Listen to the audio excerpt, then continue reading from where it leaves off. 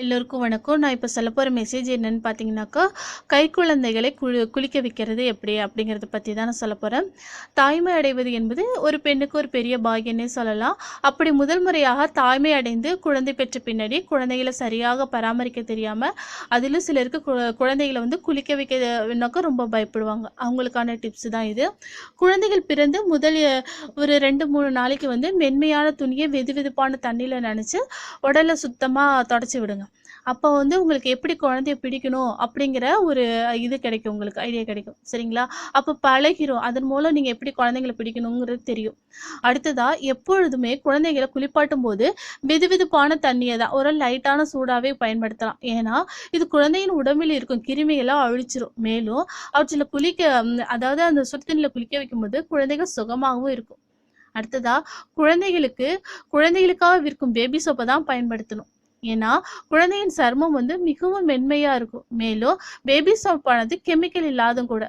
எனவே குழந்தைகளை வேறு எந்த சோப்பையும் பயன்படுத்தவே கூடாது. ஓகேவா? குழந்தைகளை வந்து கோடை காலத்துல வந்து டெய்லி குளிக்க வைக்கலாம், தாராளமாக குளிக்க வைக்கலாம். ஆனால் குளிர்காலத்தில் 2 days ஒன்ஸ் தான் குளிக்க வைக்கணும்.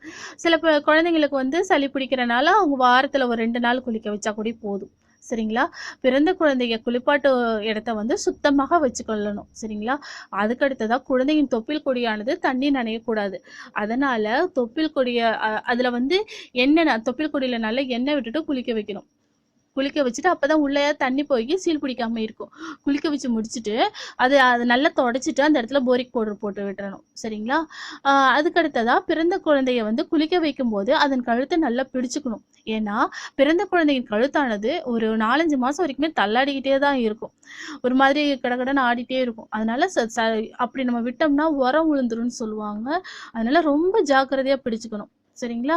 குழந்தைய குளிக்க வைக்கும்போது காலில் படுக்க வச்சு பிறகு மெதுவாக தண்ணீரை ஊற்றணும். அவ்வாறு குளிக்க வைக்கும்போது தலையை பிடிக்கணுங்கிறது அவசியம் இல்லை. மேலும் குழந்தையானது அசைஞ்சிட்டே இருக்கும். அப்போது ஒரு கையில் குழந்தைய கீழே விழுந்துடாம பார்த்துக்கணும்.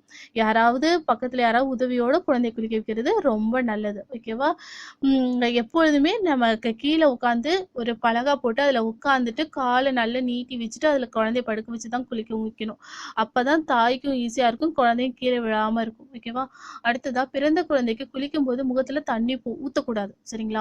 நம்ம ஒரு 2-3 வயசு பிள்ளைங்களுக்கு ஊத்துற மாதிரி ஊத்தக்கூடாது. தண்ணீரை தொட்டுதான் முகத்தை கழுவணும், துடைக்கணும். இல்லைன்னா குழந்தை வந்து மூச்சு விட வந்து ரொம்ப கஷ்டப்படும். சரிங்களா? அந்த அந்த டைம்ல நீங்க ரொம்ப கவனமா இருக்கணும். குளிப்பாட்டிய பிறகு குழந்தையை துடைக்க வந்து சுத்தமான டவலை வச்சுதான் துடைக்கணும். மேலும் குழந்தையை குளிப்பாட்டி துடைத்த பின்னாடி மிகவும் நெருக்கமாக வச்சுக்கொள்ளணும். இதனால குழந்தை வந்து குளிர்ல நடுங்குவதை தடுக்கலாம்.